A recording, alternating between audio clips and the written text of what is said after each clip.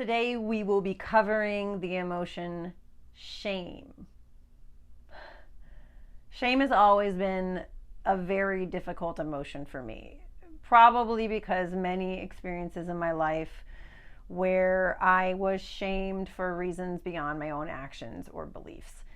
I've spent a great deal of time pretending and really convincing myself that I didn't feel shame and that I was a shameless person. When I finally let that emotion express in me, it was very difficult to get through. But it was like a weight got lifted. Instead of being shameless, I was actually creating a loop where all I was shame. If you aren't connected to your shameful emotions, this is an important lesson that I can't wait to support you in understanding and being able to process your shame. When it comes to emotions, shame is one of the big shots. There's nothing subtle or vague about it. It slams into you like a speeding train.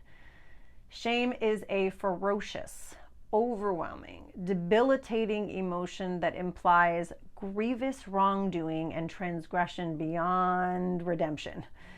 When you're ashamed, you want to vaporize your subhuman self on the spot, or at least crawl under a rock and never come out. Many people confuse shame with embarrassment and guilt, using the terms interchangeably. Unfortunately, this does no justice to any of those free emotional states. Think of shame, embarrassment, and guilt not as identical, but as distant cousins. Guilt, you may remember, is a failure to live up to your own standards. Embarrassment is momentary awkwardness, self-consciousness, or uneasiness. Characterized by its transitory nature, it implies a lapse of judgment, a simple blunder, a faux pas. You may be able to smile about down the road, or perhaps even joke about with your close friends right now. Shame goes far deeper. You may eventually neutralize its sting, but it's doubtful that you'll ever have a giggle over whatever happened. You'll try to avoid public exposure of your act at all costs.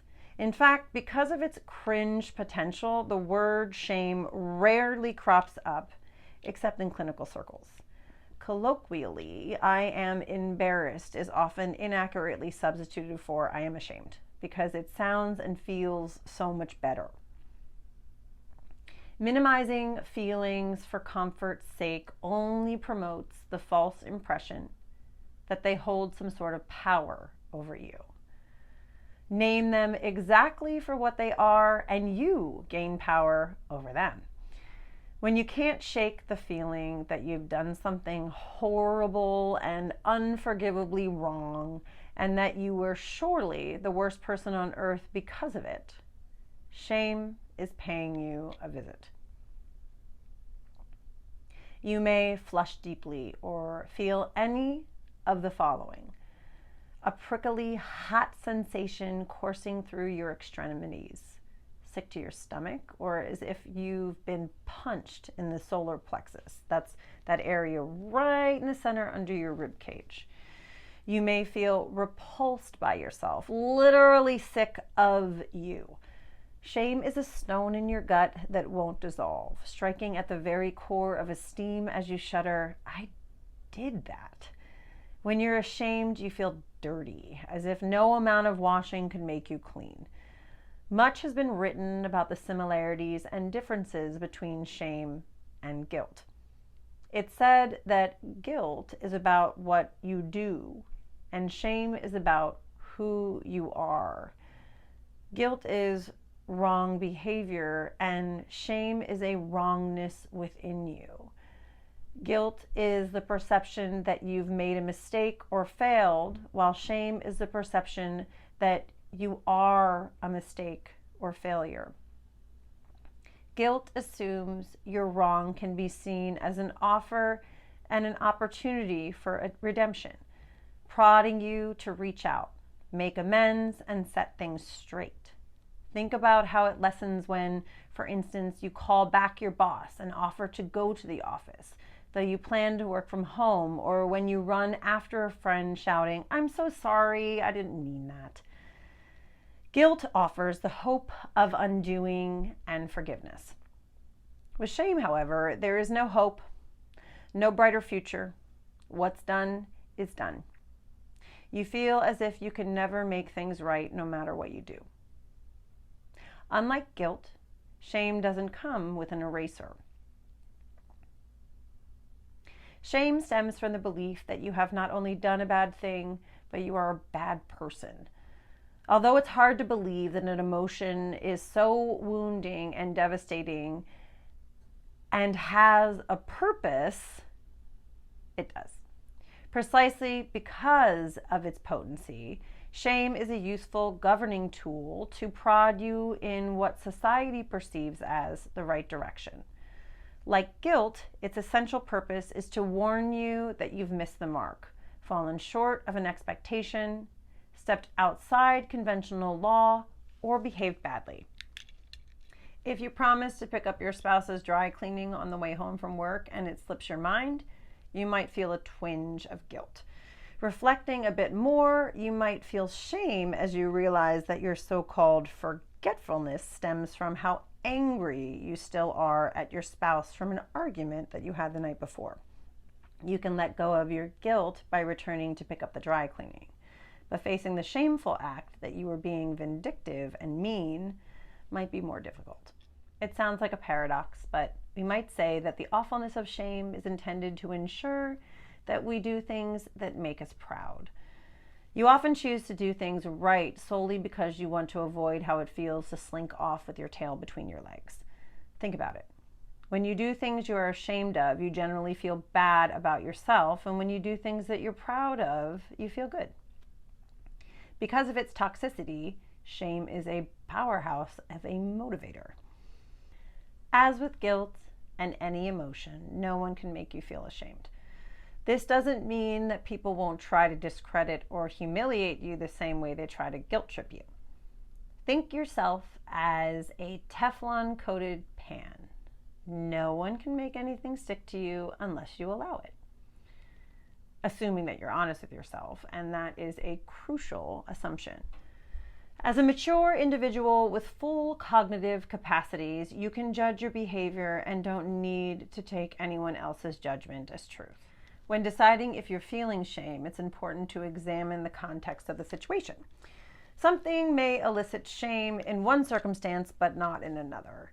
You're out to dinner with your best friend who knows that you're terrible at math. When the waiter drops the bill in front of you, she might joke, "Okay, Einstein, hand it over," and grab the check.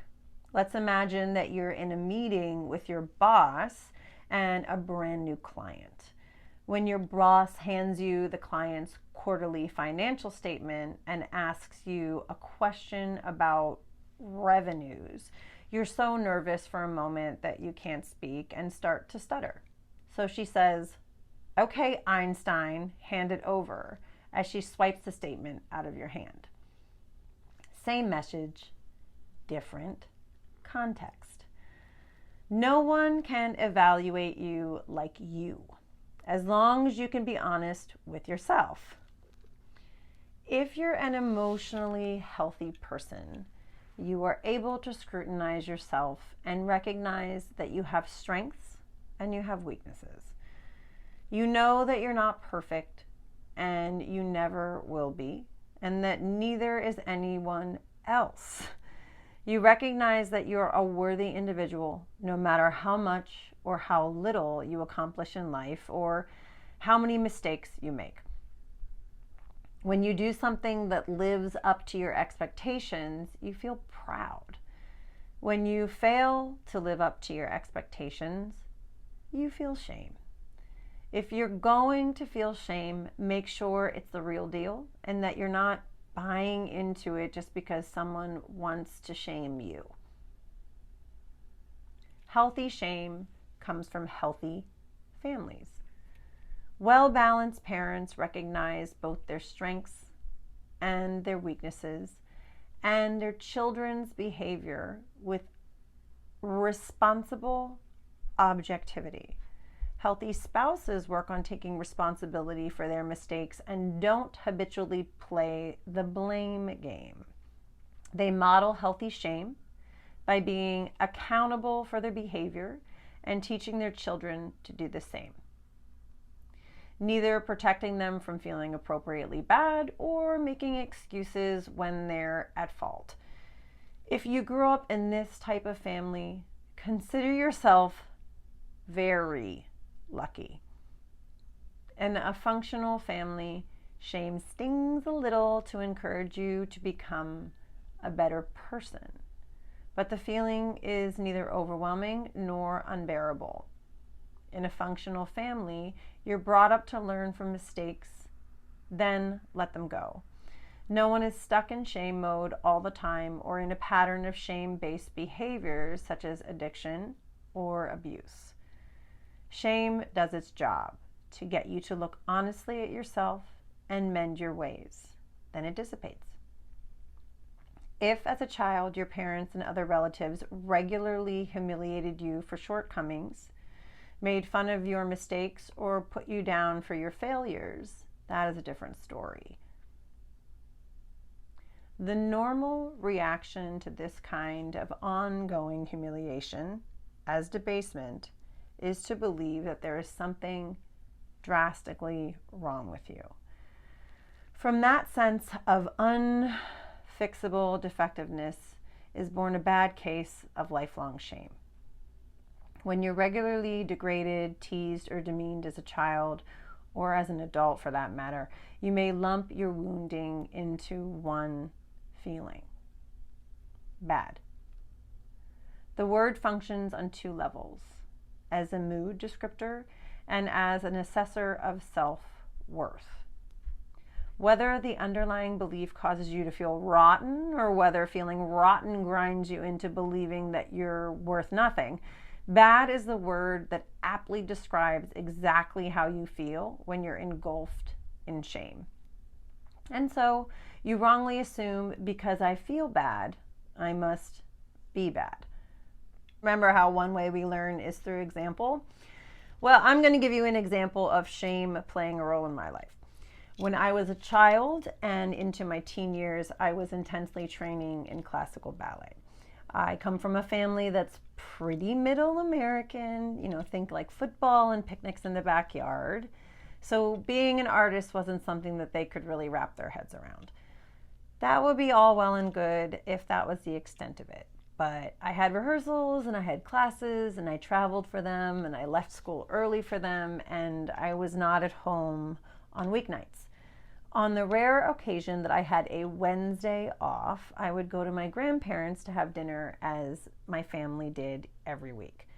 My grandfather would make a huge show of the fact that I graced them with my presence and they were good enough for me on this particular day. That was my mom's dad. He was very good at teasing people to get a laugh out of everyone else. To this day, I have a strong belief that humor at the expense of another person is not funny. My mother, his daughter, had envy for me and what I was doing with my life, and used to accuse me all the time of being someone who would want to leave her family, and that I would be calling on holidays because I would no longer want to see them, because they wouldn't be good enough for me when I got older. Shame. I was training in a classical art form and I wanted something for myself, and I began to feel ashamed for it. That did lead to perfectionism. For gosh sakes, I was training to be a ballerina, so how could it not have? But as I said when we started this lesson, for a very long time I truly believed I didn't feel shame, because I actually was feeling it all the time and didn't recognize a state without it. Even if you were basically a decent kid and tried hard to please your parents, if they frequently degraded or devalued you, especially if they implied you were not good enough, you're likely to grow up feeling a deep-seated sense of inadequacy and failure. Likewise, if your parents were chock full of shame and couldn't tolerate their own insecurities, they very likely projected their shame onto you. This means they infused you with shame instead of feeling it themselves. This is also known as "it can't possibly be me, so it's gotta be you" mentality. Not all children in the family bear the brunt of shame equally. I've known families that were equal opportunity abuse situations where every child had their fair share of verbal put-downs and a constant barrage of unwarranted blame. I've also come across families where one child was unconsciously singled out to be what's called the symptom bearer. For complex reasons that don't necessarily have anything to do with reality, this particular child gets identified early on as the family scapegoat and suffers the most. The scapegoat or symptom bearer is the one who everyone else projects or dumps their worst fears and feelings about themselves, which, you guessed it, mostly consists of shame, on. That way, only one person in the family is left metaphorically holding the garbage, and everyone else can feel squeaky clean. Being the scapegoat in a shame-based family is one of the worst things that can happen to a child. If you were one, you had to manage everyone else's shame on top of your own. Having no idea that you were the household dirtbag, you internalize every cruel comment as if it were the truth. Then one of two things happens. Either you believe that you are worthless, and then you gave up and became an underachiever or a life dropout, or you took your parents' condemnation as a challenge and have spent your whole life trying to prove them wrong through overachievement and perfectionism. Both reactions are unhealthy and based on your inability to shake off unjustified and undeserved childhood shame. And if you're in the latter category, honey, I see you and I get you and I know you because you're me. In another kind of unhealthy family, parents are afraid to allow their children to feel shame and bend over backwards to protect them from it.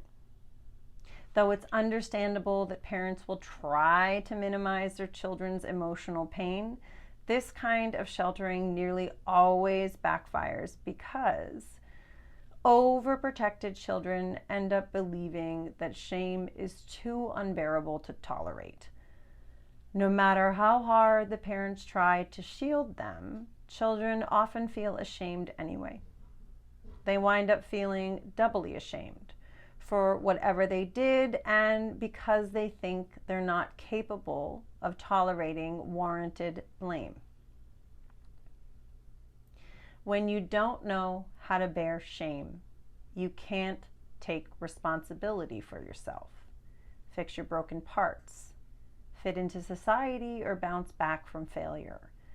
If your parents did everything in their power to prevent you from feeling this emotion, took the blame for your misdeeds, minimized your failures, ignored your mistakes, faulted other people for your wrongdoings, they did you a grave disservice because you have to learn how to tolerate and deal with shame in order to be healthy, well balanced as an individual, and to end dysfunctional behaviors. Shame-based behavior is that which chronically leaves you feeling ashamed, or which should leave you to feeling ashamed. Getting tipsy one night and flirting with your husband's boss at a retirement party may give you a pinprick of shame when you're sober. Getting drunk and openly flirting with every man except your husband at every social occasion is a shame-based behavior. Blowing up on your roommate for not tidying up his mess may make you cringe when you think about it the next day. Blaming your roommate for every problem in your life is shame-based behavior. Another kind of shame-based behavior is living your life in such a way that you chronically or frequently end up with shameful feelings. You make poor choices unconsciously because you truly believe that you don't deserve to feel proud of yourself and because the feeling is familiar from childhood. If you engage in this kind of recurring behavior, you most likely had a childhood that was filled with pervasive negativity and are so used to feeling shame that it's uncomfortable to feel good or proud of yourself. Shame-based behavior includes a pattern of any of the following: antisocial acts, which may or may not lead you to court or jail; excessive drinking, using drugs, gambling, working, shopping, eating or exercising, being verbally, emotionally, physically, or sexually abusive, taking unnecessary risks, including any acting out sexually, physically, or financially, secretly doing things you know you're not going to get your best interests met in, and regularly depriving yourself of things you love.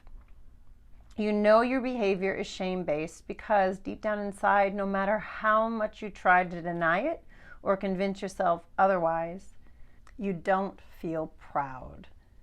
Shame-based behavior has you constantly trying to convince yourself and others that what you're doing is just fine. It often comes out as, I know I shouldn't, but doing something you know is wrong is a surefire way to stoke the shame flame. Shame-based behavior happens when you are doing well, but chronically sabotage your success. Ignore the advice of healthy people whom you trust, and engage in a relationship or activity that has a high risk of hurting you. Consistently taking risky or self-harming actions and trying to hide or deny them. Regularly neglecting your health and not taking care of your body, mind, or spirit, or habitually acting on impulse with slight or no regard for consequence. If you want to reduce shame, you will need to start thinking about the consequences of your actions. If you determine that behaving in a certain way will make you feel good about yourself, then that's what you need to do. If the behavior will bring you shame, then it's definitely the wrong choice. If you want to feel proud, you have to build your self-worth, not tear it down. One of the best ways to develop high self-esteem and sound self-worth is to make conscious, intentional choices that you know are in your long-term best interest. Because shame may feel unbearable at times, it's a highly challenging emotion, truly one of the most abrasive to our sensitive souls. If you're not used to sitting with such intense discomfort, you may use some sort of coping mechanism to minimize or avoid the shame of something that happened recently or long ago. The irony is that if you do something that you believe that you shouldn't, if you restrict yourself from having something that you need or you want, if you overindulge to try to numb pain, or if you don't take good care of yourself, keeping your nourishment and pleasure in mind, you know exactly how you're going to end up feeling: ashamed. It's important to recognize the disordered behaviors that you do that serve a dual purpose. They both alleviate and perpetuate shame. You inadvertently double your dose of discomfort by using your coping mechanism inappropriately to avoid whatever shame you felt initially. If you're prone to shame-based behavior, you may have a hierarchy of coping mechanisms. Some may be less shameful patterns than others. You may also only have one shame-based activity where you place all your bad feelings about who you think you are.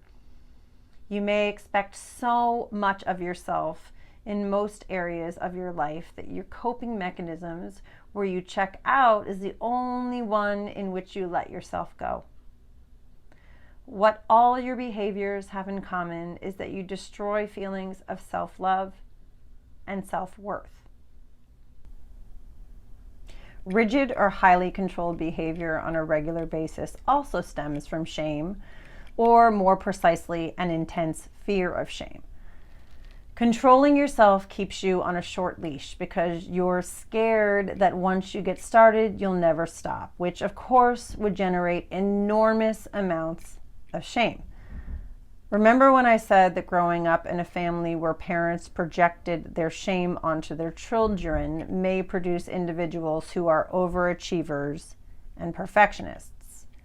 If you are one of these people, you may micromanage yourself to prove to yourself that you're tough, in control of excess, in charge of your life, and self-disciplined. The sad truth is that you really don't trust your ability to regulate yourself, and so you put all your energies into artificial, excessive control. Desperate to believe you have the right stuff, you try to distance yourself from an imperfection of any kind, which is a very real part of being human. Denial of nourishing and delightful things in your life is a way of reassuring yourself that you've conquered what seems like a shameful desire. You replace shame not with real pride, but false pride.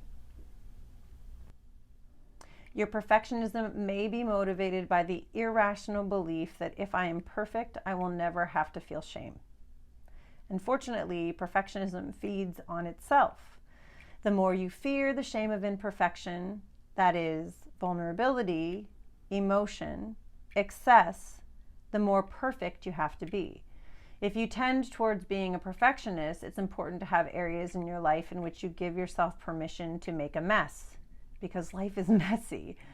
Giving yourself the go-ahead to indulge, you eliminate the assumption that you're doing something wrong.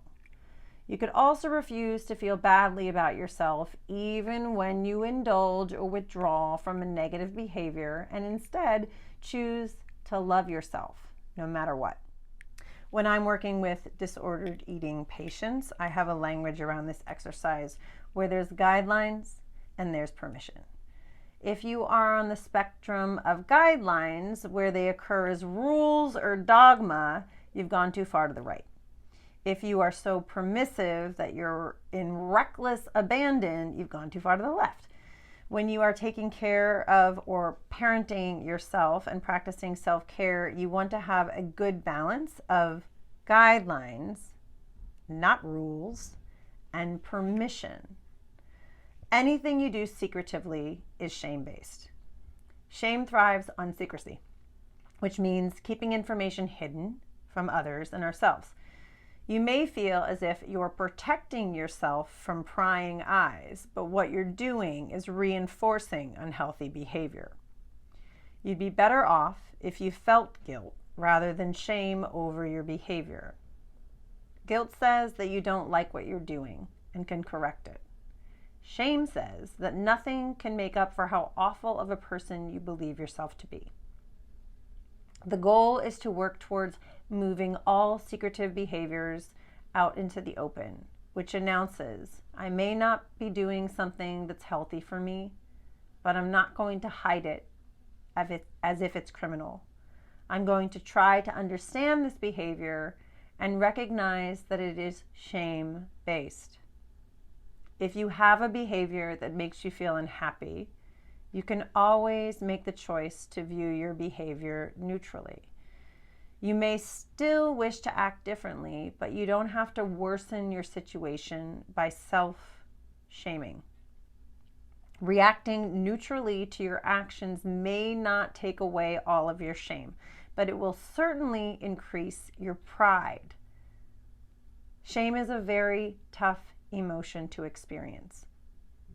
The best way to detox shame is through compassion for self, acceptance of all of your behaviors, believing that you're doing the best you can, remaining curious about your motivation, and trying to do better next time. If you can understand your behavior as opposed to vilifying yourself for it, you have a good shot at changing it. When your actions become healthier, you'll feel less shame. You may still have to learn to tolerate this emotion, but at least you won't be making yourself feel worse. Right? I have a friend who sings, shame, shame, shame, when she starts feeling shame or senses that someone is trying to push shame at her. It's a real boundary. Perhaps we all need to try that.